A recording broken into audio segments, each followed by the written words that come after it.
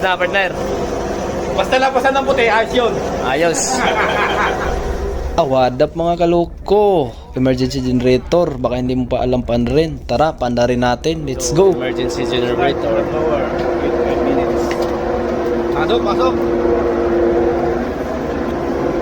Ang emergency generator pala sa barko mga kaloko, in case of blackout, papasok yung first standby natin ng generator. Tapos pag nag-fail yung first standby, papasok yung second standby.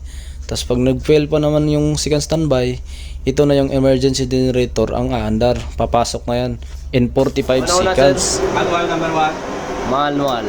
Number 1, una. First step, manual. Lagay sa manual.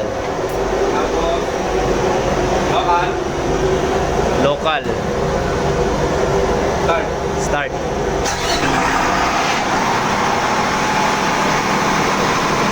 Ganon lang siya kadali pa na rin mga kaloko. Basta i-manual mo lang, tapos lagay mo sa local, tapos start. Pero may dalawang paraan kami sa pag-start. Yung isa, ito yung spring type. Sabi ni second engineer, i-explain niya paano rin. Spring type. Ha? Spring type. Spring type. Ano ba nilagay mo natin na dito? Yan, tapos bago yan. Yan. Yan.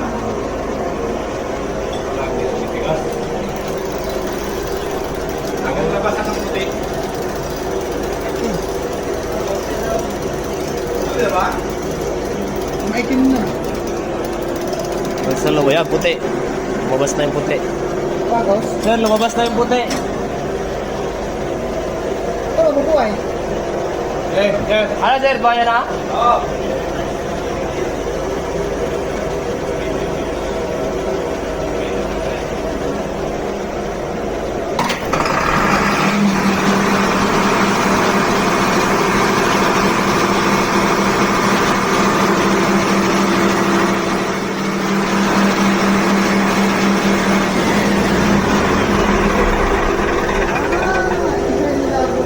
Yan lang sir. Tulak lang yan. Tulak lang yon. Tapos dito. Oo. Bago mag-ikot, dito muna. Kaya yung yun.